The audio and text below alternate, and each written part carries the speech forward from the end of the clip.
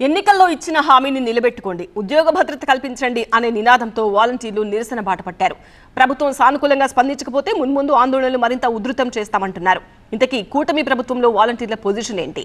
మున్ముందు సర్కార్ ఎలాంటి నిర్ణయాలు తీసుకోబోతోంది? వైసీపీ హయాంలో ఏపీలో వాలంటీర్ల సేవలను ప్రభుత్వం వినియోగించుకుంది. పెన్షన్ల పంపిణీ దగ్గర నుంచి అనేక ప్రభుత్వ కార్యక్రమాల్లో వాలంటీర్లను వినియోగించుకున్నారు. అయితే ఏపీలో కూటమి ప్రభుత్వం ఏర్పడి 6 నెలలు పూర్తయింది. ఇంతవరకు వాలంటీర్ల విషయంలో సరైన స్పష్టత లేదు. ఈ నేపథ్యంలో వాళ్లు ఆందోళన బాట పట్టారు. 3 రోజుల నిరసనలో భాగంగా ఇవాళ గ్రామ వార్డు సచివాలయం అడ్మిన్లకు వాలంటీర్లు వినతి పత్రాలిచ్చారు.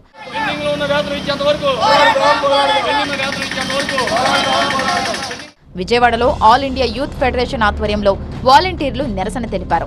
ఆందోళనలో భాగంగా స్థానికంగా ఉన్న ఎన్టీఆర్ విగ్రహాన్ని నీటితో కడిగి ఆ విగ్రహం ముందు ఆందోళన చేపట్టారు. తమ సమస్యలతో కూడిన వినతి పత్రాన్ని ఎన్టీఆర్ విగ్రహానికి అందించారు. If it's family, it has to be home. If it's home, it has to be Aparna. Saluting the spirit of every couple's sacrifice to build their dream home.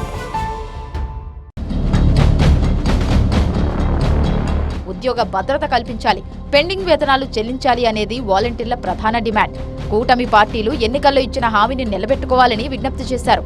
ప్రభుత్వం సానుకూల నిర్ణయం తీసుకోకపోతే ఆందోళనలు ఉధృతం చేస్తామంటున్నారు వాలంటీర్లు. ఇక మీదట శాంతియుతమైన నిరసనలు అయితే జరగబోవండి. ఖచ్చితంగా మేము పెద్ద తరహా నిరసనలే చేయబోతున్నాము. అది రాష్ట్రానికి ముందుగా మేము ఆల్రెడీ ఇన్ఫార్మ్ చేస్తున్నాము, చేయబోతున్నాము కూడా.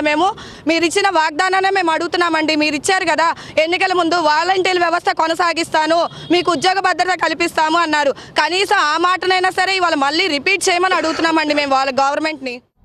ఇక జనవరి 3న అన్ని జిల్లా కేంద్రాల్లో మోకాళ్ల మీద కూర్చొని భిక్షాటన చేపట్టనున్నారు. జనవరి 4న బ్యాక్ టు వాక్ పేరుతో వాలంటీర్లు వెనక్కి నడుస్తూ నిరసన తెలపబోతున్నారు.